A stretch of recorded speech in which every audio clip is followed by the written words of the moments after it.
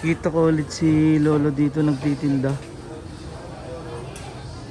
Iba naman yung kanyang tinitinda. Pipino po ang tinitinda niya.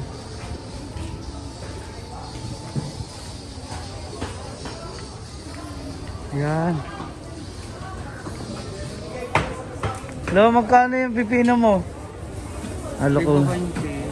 Magkano pa to? 20 lang. 20 isang supot? Sariwa ba kayo ito, Lolo? Sariwa, kapitas pa niya. Baka ito'y ano na, oh? Hindi naman, kita mo naman ang balat tayo. O mga tangkal ipan.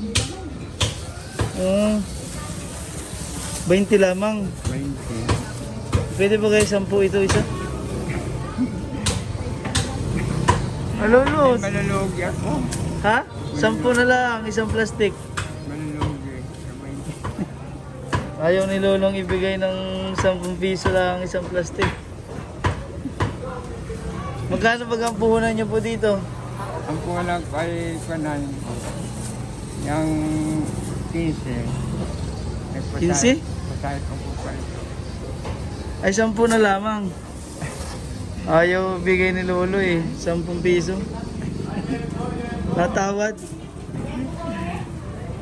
Wala lang ko tinubo ay isipagkuha ka. Kuha ninyo 15. Akunin ko sa inyo 10.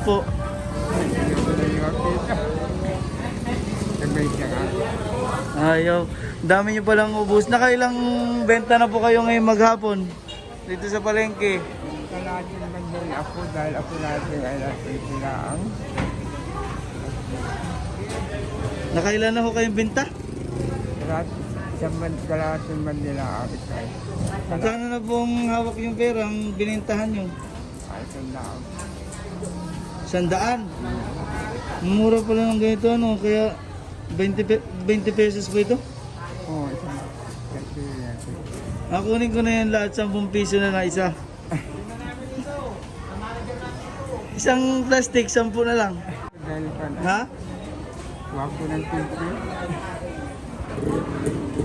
Ayaw ni tatay ibigay 10 piso na lang. Andito na po kami sa may kabilang gilid ng palengke. Ayaw pa rin ni tatay ibigay yung kanyang paninda ng ano, ayaw magpatawad.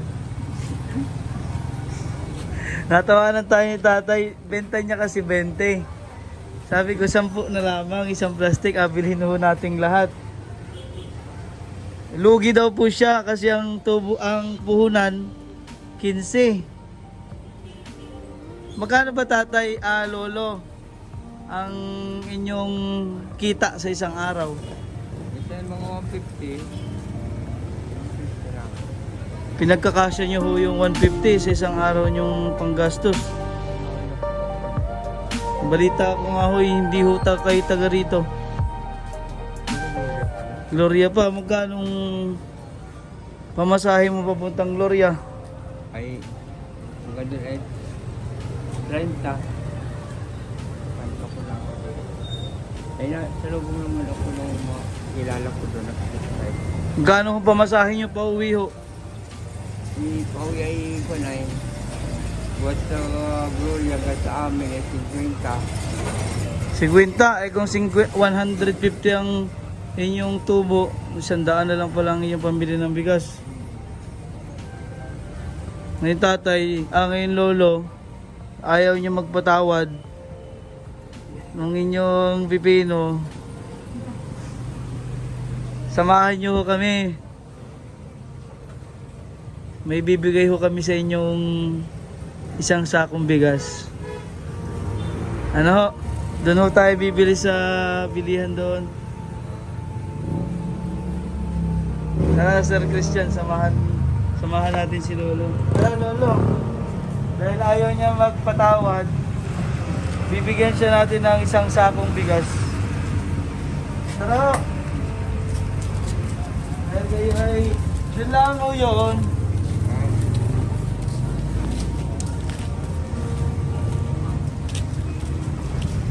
Bakit mo kayo dito pa dumadayo ng ano?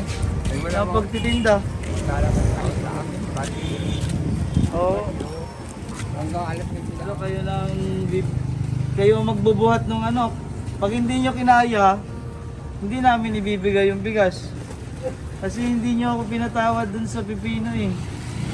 Sabi ko kay tatay, lolo, yung pipino niyan, tig 20, 10 na lamang.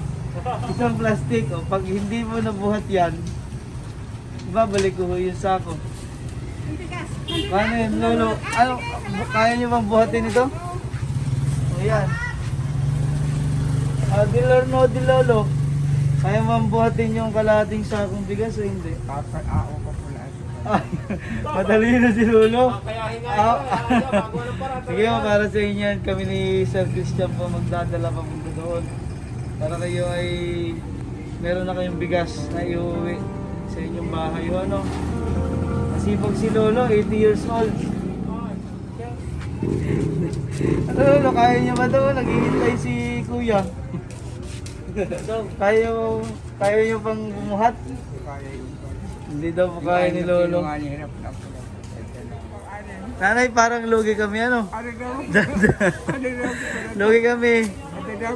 Kapalit po nito, ayaw magpatawad ni tatay. Ano daw? Parang tatubal. Hindi, okay na ho ito sa amin. Maraming salamat ho. Pero parang lugi kami. Daw ito, ganito daw po, 20. Binigyan po kami ni lolo ng 3. Kapalit po isang sakong bigas. Parang Hindi na yung tatlo pa. pinamigay na pong lahat. Hindi, papadala ko po yan sa mga subscriber po naming nagmamahal sa amin. Dahil napakasipag po ni lolo. Ano, nanay, ano, lugi kami? Ang ikat pa ng ano balot ko.